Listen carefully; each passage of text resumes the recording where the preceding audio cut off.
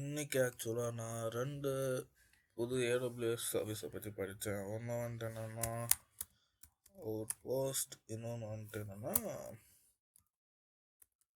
Wave length.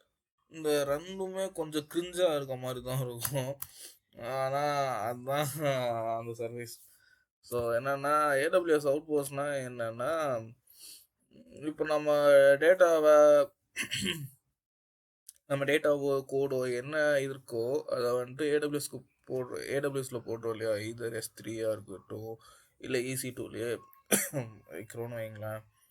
So இப்போ வந்துட்டு இந்த S3ஓ EC2ஓ நம்ம என்ன சொல்கிறது, நம்ம ஆஃபீஸ்லேயேவோ நம்ம வீட்லேயேவோ இருக்காது இல்லையா. ஏன்னா இது வந்துட்டு அவைலபிலிட்டி ஜோன்ஸ், ரீஜியன்ஸ் அந்த மாதிரி சொல்லி ஏகப்பட்ட லாஜிக் வச்சு அதில் வச்சுருப்பாங்க. பட் ஆனால் இந்த அவுட் போஸ்ட்டில் என்னென்னா, நம்மளே நம்ம ஆஃபீஸ்லேயே அந்த சர்வர்ஸ் வச்சு அந்த சர்வர்ஸ்லேயே இந்த டேட்டாவையெல்லாம் வச்சுக்கலாமா.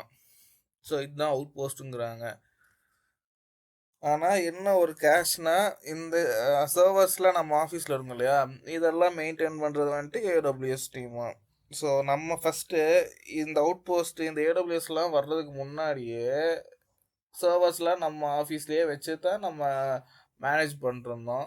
ஸோ இப்போ AWS எதுக்கு வந்துச்சுன்னா பேசிக்கலாக, ஸோ நம்ம இந்த இதெல்லாம் மேனேஜ் பண்ண வேண்டியதில்ல. இப்போ நம்ம பார்த்தீங்கன்னா data warehouse, data processing centres, சர்வர்ஸ்க்குன்னு தனியாக இன்னொரு ஸ்பேஸு, இந்த மாதிரி ஏகப்பட்ட இது இருந்துச்சு. ஸோ இதெல்லாம் வந்துட்டு ரீப்ளேஸ் பண்ணுறதுக்கு தான் AWS வந்துச்சு. ஏன்னா இது க்ளவுட், ஸோ ஃபிசிக்கலாக நம்ம எதுவும் ஹேண்டில் பண்ண வேண்டியதில்லைன்னு சொல்லிட்டு தான் நம்ம AWSக்கு கொடுத்தோம். இப்போ AWS என்ன பண்ணுறானுங்கன்னா, அதை நம்மளே வச்சுக்கலாம், ஃபிசிக்கலாக ஹேண்டில் பண்ணுங்கள், ஆனால் நாங்கள் மெயின்டைன் பண்ணுறது பார்த்துக்கிறதெல்லாம் மட்டும் நாங்கள் பார்த்துக்குறோம், ஆனால் உங்கள் ஆஃபீஸில் தான் இருக்கோம் அப்படின்னு சொல்லியிருக்காங்க இந்த அவுட் போஸ்ட்டில். ஸோ இது வந்துட்டு அவுட் போஸ்ட்டு, இதுதான் அவுட் போஸ்ட்டோட AWS அவுட் போஸ்ட் சர்வீஸுங்கிறது இதுதான். அண்ட் ஆல்சோ இதில் என்ன ஒரு பெனிஃபிட்னா, டேட்டா வந்துட்டு அந்த அவைலபிலிட்டி ஜோன்ஸு, ரீஜன்ஸு இந்த இடத்துக்கெல்லாம் போகாமல் நம்ம ஆஃபீஸ்க்குள்ளேயே இருக்கறனால லேட்டன்சி வந்துட்டு குறைவு, டக்குன்னு எடுக்கலாம்.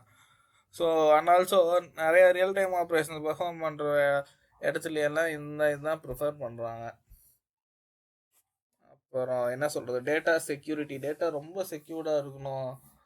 அந்த பேரனாய்டாக இருப்பாங்க தெரியுமா, டேட்டா வெளியவே போகக்கூடாது, வெளியே போனால் செக்யூரிட்டி இஷ்யூஸ் இருக்குமோ அந்த மாதிரிலாம் பயப்படுறவங்க வந்துட்டு இது ஆட் பண்ணுறாங்க. ஏன்னா ஃபிசிக்கல் சர்வர்ஸ் வந்துட்டு நம்ம ஆஃபீஸ்லேயே தானே இருக்குது.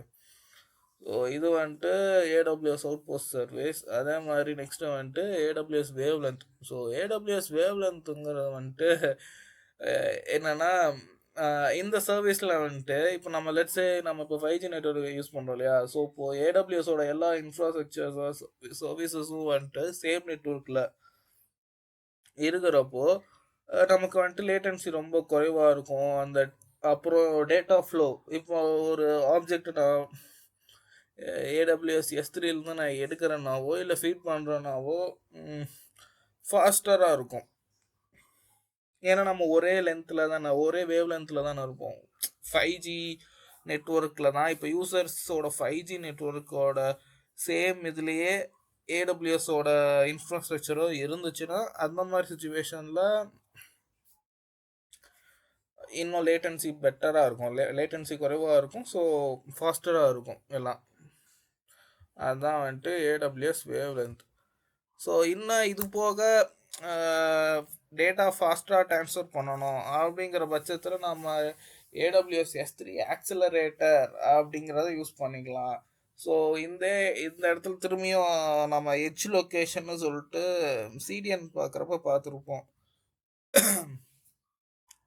ஸோ அந்த கான்செப்ட் நம்ம இதுலேயும் யூஸ் பண்ணுவோம். ஸோ இப்போ என்னென்னா, S3 பக்கெட்டில் இருந்துட்டு நம்ம இன்னொரு S3க்கு நம்ம ட்ரான்ஸ்ஃபர் பண்ணுறப்போ என்ன ஸ்பீடு இருக்குமோ அதை விட இன்னும் பெட்டரான ஸ்பீட் வேணும் அப்படிங்கிற பட்சத்தில் AWS S3 ஆக்சிலரேட்டர் நம்ம யூஸ் பண்ணலாம்.